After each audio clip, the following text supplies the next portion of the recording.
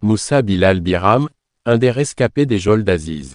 Moussa Biram, un militant droit de l'homiste détient un garage de peinture de voitures au 5e Sebka. En plus d'être un grand frère, il fut et est toujours mon sensei, maître de karaté. Son dojo karaté dénommé Suki est parmi les plus célèbres de Nouakchott. Dommage qu'il ait fermé, car lui, suite aux tortures, il n'a plus la force physique de le diriger. Cet homme de la génération des Budoka karatéka des années 80, avait représenté la Mauritanie dans plus compétitions internationales. Pour l'histoire, dans l'un des tournois, un Égyptien qui semait la terreur par sa force de frappe, il fut le seul à le mettre hors tatami. C'est un combattant et qui ne se laisse pas dépasser. En plus de son garage, souvent il faisait taxi. Au temps du Vampire Taya, période où le rackettage de la police était terrifiant, lui ses guerriwazés coups de pied, et ses Suki coups de main le protégeaient. Avec son courage, il ne reculait devant rien, ce qui faisait que beaucoup de policiers gardaient une dent contre lui.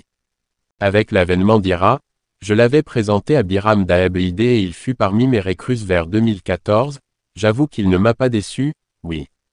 Depuis lors il a investi le terrain du combat pacifique. Après l'affaire Gazrit Bouamatou, il fut arrêté et torturé atrocement par ses ennemis d'hier de la police. Parmi les sévices dont il fut victime il y a 1. Privation de sommeil nuit et jour. 2. Enlèvement des ongles.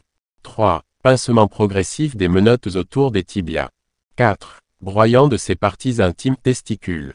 Après sa sortie de prison, l'homme est devenu totalement affaibli.